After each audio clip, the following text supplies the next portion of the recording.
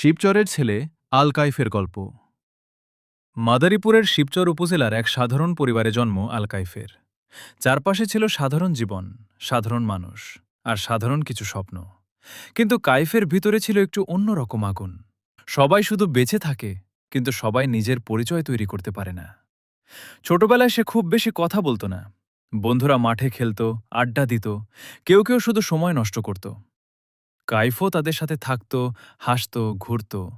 কিন্তু তার মাথার ভিতরে সবসময় অন্য কিছু চলত। সে ভাবত, একদিন আমি এমন কিছু করব যাতে মানুষ আমাকে নাম ধরে চিনবে।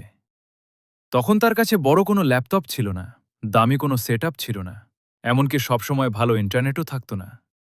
একটা সাধারণ মোবাইল ফোন আর প্রবল ইচ্ছাশক্তি নিয়ে শুরু হয়েছিল তার পথচলা। রাতের পর রাত সে ইউটিউব দেখে ডিজাইন শেখার চেষ্টা করত। প্রথম দিকে কিছুই বুঝত না। একটা পোস্টার বানাতে ঘন্টার পর ঘন্টা চলে যেত।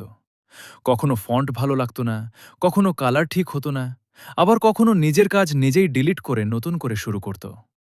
কিন্তু একটা জিনিস সে কখনো ছাড়েনি: চেষ্টা। অনেকেই তাকে বলতো, এইসব ডিজাইন ফিজাইন করে কি হবে। কেউ বলতো, বাস্তব জীবনে এগুলোর কোনো দাম নাই। আবার কেউ শুধু হাসত। কাইফ কারো সাথে তর্ক করত না। সে শুধু মনে মনে একটা কথাই বলতো, সময় একদিন সব উত্তর দিবে। ধীরে ধীরে তার কাজ বদলাতে শুরু করল। আগের সেই এলোমেলো ডিজাইনের জায়গায় আসতে লাগল ক্রিয়েটিভ চিন্তা। সে শুধু পোস্টার বানাতো না, সে একটা ডিজাইনের ভিতরে অনুভূতি দেওয়ার চেষ্টা করত। মানুষ তার কাজ দেখে বলতে শুরু করল, এই ডিজাইনে আলাদা একটা ভাইব আছে। তারপর শুরু হলো ছোট ছোট কাজ পাওয়া। কেউ ফেসবুক পোস্ট বানাতে দিল, কেউ রাজনৈতিক ব্যানার, কেউ ব্যবসার লোগো, আবার কেউ ভিডিও এডিটিং। কাজ ছোট হলেও কাইফ সেটাকে কখনো ছোট ভাবত না, কারণ সে জানত ছোট কাজ থেকেই বড় পরিচয় তৈরি হয়। কাজ করতে করতে সে একটা জিনিস বুঝে গেল, ট্যালেন্ট গুরুত্বপূর্ণ, কিন্তু ধারাবাহিকতা তার থেকে অনেক রাত গেছে যখন সবাই ঘুমিয়েছিল। আর্কাইভ একা মোবাইলে স্ক্রিনের দিকে তাকিয়ে নতুন ডিজাইন বানাচ্ছিল।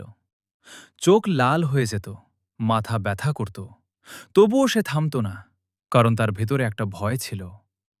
আমি যদি এখন থেমে যাই, তাহলে হয়তো আর কখনো শুরু করতে পারবো না।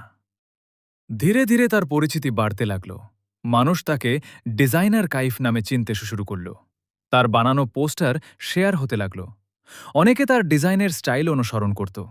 তবুও সে নিজের শিকড় ভুলে যায়নি। সে এখনও মনে রাখে শিবচরের সেই ছোট রাস্তা আর সেই সময়গুলো যখন কেউ তার উপর বিশ্বাস করেনি। কারণ সে জানে, সংগ্রামের দিন ভুলে গেলে মানুষ নিজের আসল পরিচয়ও ভুলে যায়।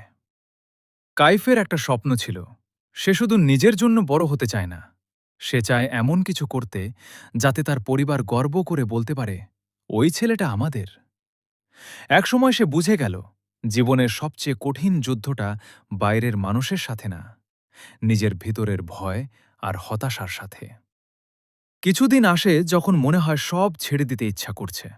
তবুও সে আবার উঠে দাঁড়ায়, কারণ স্বপ্ন দেখা মানুষরা সহজে হার মানে না। সে এখনও শিখছে, প্রতিদিন আগের দিনের নিজের চেয়ে ভালো হওয়ার চেষ্টা করছে। মানুষ এখন তার কাজ দেখে প্রশংসা করে, কিন্তু তারা জানে না এই জায়গায় পৌঁছানোর পিছনে কত রাতের কষ্ট আর হতাশা ছিল। আলকাইফ জানে তার পথ এখনো অনেক বাকি। হয়তো সামনে আরও ব্যর্থতা আসবে, তবুও তাকে থামানো যাবে না। কারণ কিছু মানুষ জন্ম থেকেই আলাদা হয় না, সংগ্রাম তাদের আলাদা বানিয়ে দেয়। আর আলকাইফ সেই মানুষদের একজন।